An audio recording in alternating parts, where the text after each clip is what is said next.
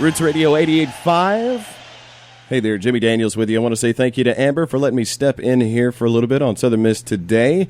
And we have a very special guest, Austin Davis. How's it going, buddy? Doing well. Thank you guys for having me. Thanks for being here. Thanks for coming back. And, man, I got to say straight off the bat, congratulations on the 10-win season. That is amazing. It's the third time in Southern Miss history, first time since 1988? Yeah, it's been a special year, and it's been great to be a part of. We've talked a lot about having the opportunity to be a special team, and here we are with everything in front of us that we plan to accomplish at the beginning of the season. Yeah, it's been, you said it right, it's been a special season, especially I know it has for you, and as a fan watching you guys go out there on the field and win week after week after week and get that 10-win season, have a chance to get 11-win and a 12-win season. Mm-hmm. It's just amazing. And, yeah, you can make history this week and next week. Yeah, hopefully we've given the fans and the community and the city of Hattiesburg something to be proud of and a good team to follow. And like you said, we can be the first team to win 11 games, and we have this week. Hopefully we'll get it done, and hopefully we'll be conference champions. Yeah, and I'm going to be rooting for you. And that game is going to be on ABC. ABC picked up the game at 11 a.m. Central, so be sure to tune in for that on Saturday. I do want to say congrats real quick. You won the Connerly Award, the Connerly Trophy last night, and it's got to be a special experience. Yeah, last night was, kind of cap everything together. I feel like I've been here for quite a while now, a couple of years of football, and it was an enjoyable experience. Got to see a lot of good players from the state of Mississippi, right. And to win that award, a huge honor, and a lot of credit to my teammates. And anytime you win an award like that, I feel like you have to come from a good team, and us having such a special season played a big role in me winning that award, and I kind of felt like I was accepting that reward on behalf of our season, on behalf of our football team. Right. And, tell us a little bit about that day, because I know it was kind of hectic for you. You and Coach Fedora had to get a police escort and everything. Yeah, obviously we wanted to go and we're preparing for Houston, so we don't want anything to get in the way of what we're trying to accomplish this weekend. So we continued with normal practice time, and we didn't get off the field till probably about 5:45. Yeah. But the show or the ceremony started at 6:30. So, as we all know, you can't get to Jackson in 30 minutes, or maybe you can. We took a police escort. We actually rode with the policeman and got up there in about 45 minutes. I kept my head down the whole time, so I don't know how we did it, but we pulled it off. Daggum, that's great, man. As far as your awards, you're nominated for a lot of awards, and I know you don't like to talk about it too much, but you've got these awards: this Low Senior Class Award, you're a finalist, the ARA Sportsmanship Award, the Manning Award, and all of these are going to be announced within the next month or two.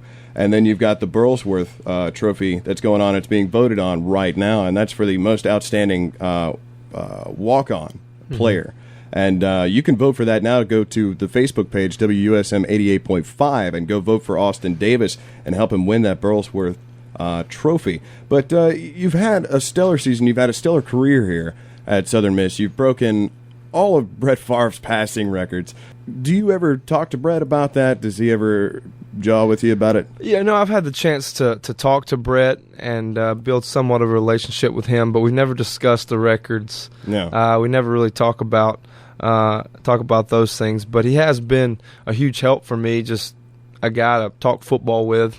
Huge advantage playing at Southern Miss is you have that luxury, especially now that he's done. Right. Which, who knows, he may go play again with his past. He may suit it back up and go play. But he's been great. Hopefully I can work with him in the spring and continue to build that relationship. Yeah, that'd be wonderful. I know he has been, since he's really retired this time. He's spending a lot of time with the baseball team. He travels with them. I know he was on the sidelines for the Memphis game.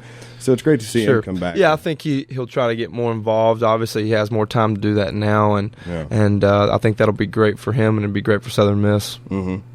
Well, let's get back to matters at hand with Houston. I want to talk a little bit about how you think Houston matches up with Southern Miss.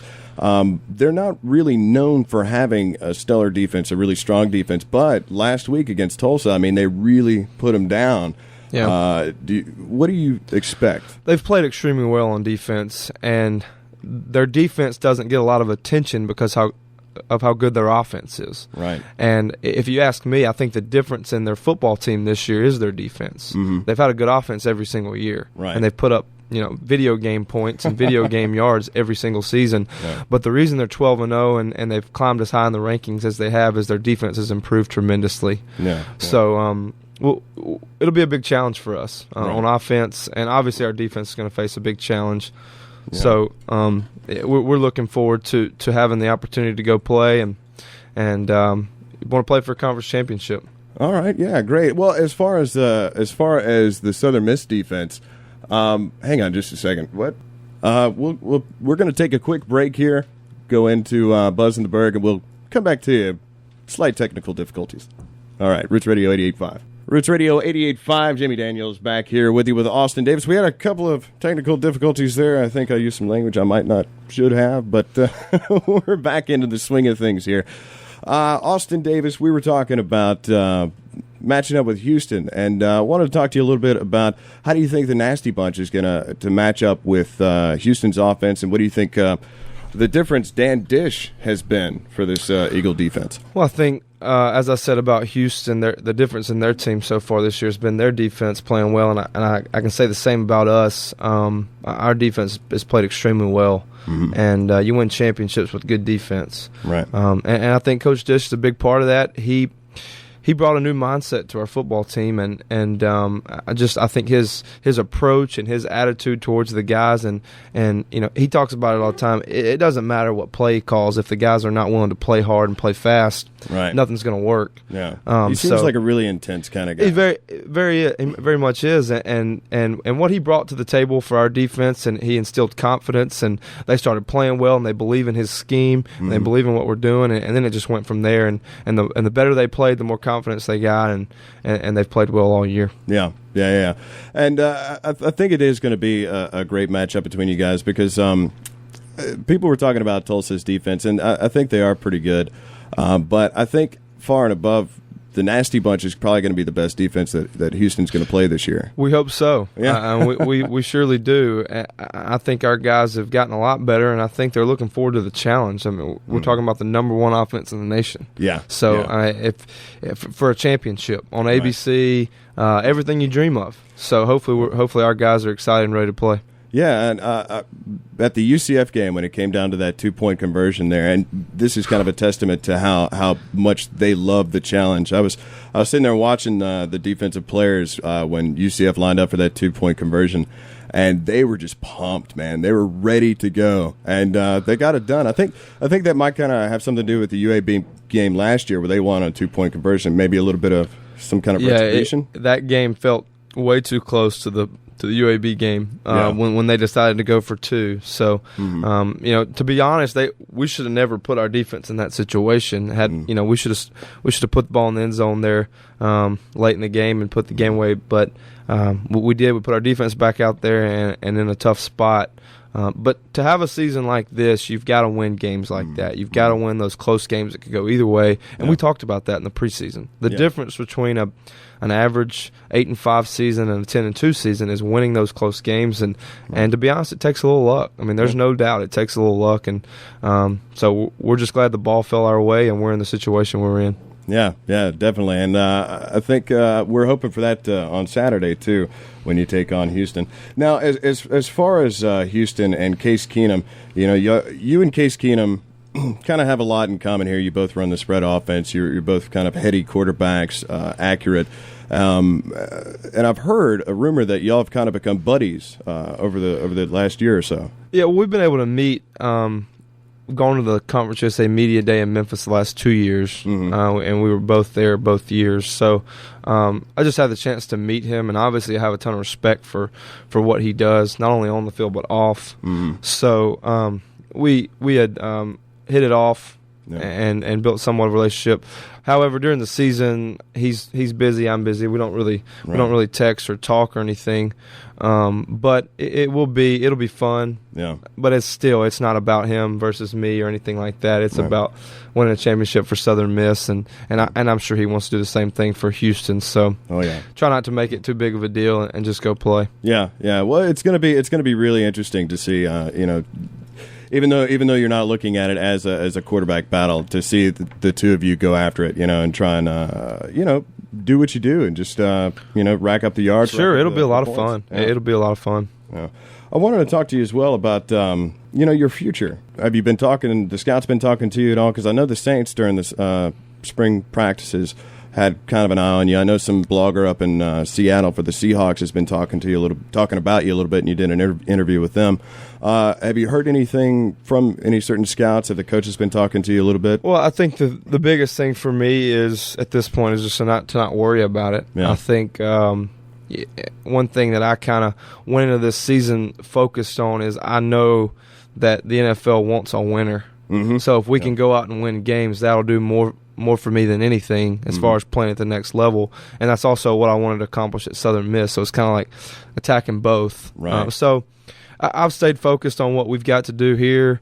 And obviously this week, the biggest week I've had in college football, a chance to play for a championship. And I'm going to focus on that. And we'll go give Houston our best effort and go play in a bowl game, and then I'll worry about the next level after it's all said and done. Yeah, it seems like you got a good head on your shoulders. Anytime anybody interviews you, asks you about certain bowls and this, that, and the other, it seems like Fedora's instilled that in a lot of the players there, because it seems like everybody is saying we're focused on the next game. We're not worried about it.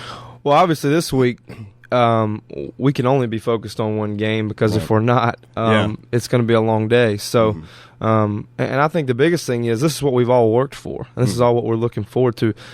The bowl game's for fun. That's kind of a reward. Yeah. You don't really have a lot of control of where you go. It's just you don't have a lot of control of it. So, but you do have control in winning a championship, and championships mean a lot. That's why you play the game.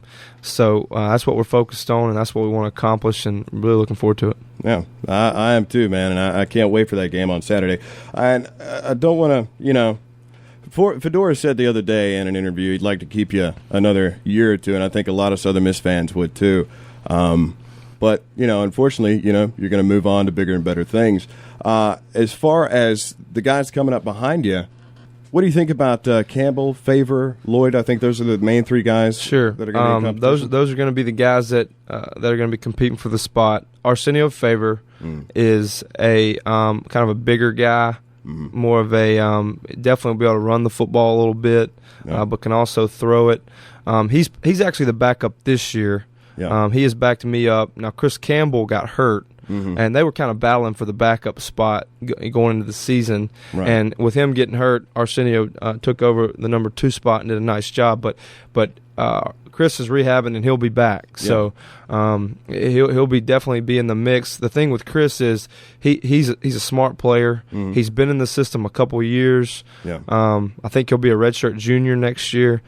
So that experience is going to help him a lot. He hasn't played in games, which will be important, and but he's been in a lot of scrimmages. He's been in the system, and that'll help him a lot. And he's just a smart player. He knows where to go with the ball, and can run around a little bit as well. So and he'll be right in the mix. And then everyone knows our big recruit from California. Anytime you go all the way to California to get a guy, you're kind of wondering, how did he end up here? Right. What's the deal? Long hair. We call him Sunshine, and he's a great he's got a great attitude. He seems to be a guy that can be a leader, and as well as a great athlete. So, and I've heard he's just fell in love with Southern Miss. Yeah, I think he does. I think he loves Southern Miss. His biggest concern before he came here was the weather and the heat. Would he be able to handle it? So that was funny. And he actually called me right before he committed and asked me about the heat. And I was like, man, you'll be fine. Yeah. Which I don't know if that's true or not. It's pretty hot down here. Everything is wonderful here. Sign on the dotted line. Yeah, that's how you handle it in recruiting. But those 3 guys will, they'll do just as I did and that I did my redshirt freshman year and compete for a spot. And hopefully, they'll have healthy competition. Right. And whoever does fall in the number 2 and the number 3 spot will understand their role and know that they're still one play away from playing every single game and every single snap the rest of the way. So I'm looking forward to following those guys. I've tried to do my best to help them out and bring them along. Right. And, hopefully when I leave here, they'll just pick up where I left off, and Southern Miss will continue to be a great team. I got a lot of team pride and school pride, and I hope to be able to talk a lot of noise about how well Southern Miss is playing when I'm gone. Nice. They are going to have some big shoes to fill. To see you come on, because you came on a baseball scholarship, and to see you walk on and take control of the team and be the leader that you have. And I remember when you were a freshman, I think Corky Palmer was somewhere doing an interview with you, and he was just saying you could be one of the better baseball players on the team. If we could only talk you into going. And I think you might have broken Corky's heart a little bit. Well, I think the thing with him is he never quite quit recruiting me. Yeah. Even when I committed to play football, and to be honest, I wish I could have played both. Mm-hmm. I wish I would have had that opportunity, but with being a quarterback, I just felt like in order to really put everything I had into that and to be the leader I needed to be, I just couldn't miss as much spring as I would have missed. And right. I wanted to be the best I could be for my teammates. So that's a decision I had to make, and it worked out for the most part. Yeah, a lot of Southern Miss fans are happy you made that decision. I've got one more question for you, and then we'll let you get out of here. I know you got a lot going on.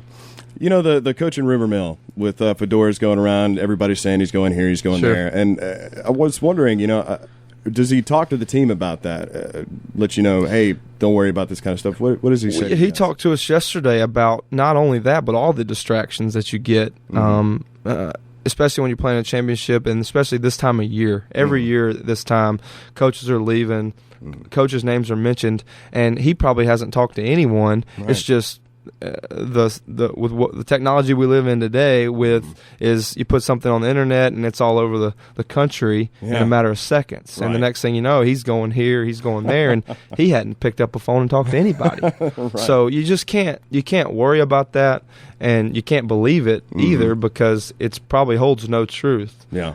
So and I trust Coach Fedora to do everything he can do for this football team while he's here, Right. to beat Houston, to play well in the bowl, and then make a decision based on what he thinks best for him. I have no doubts he'll do that.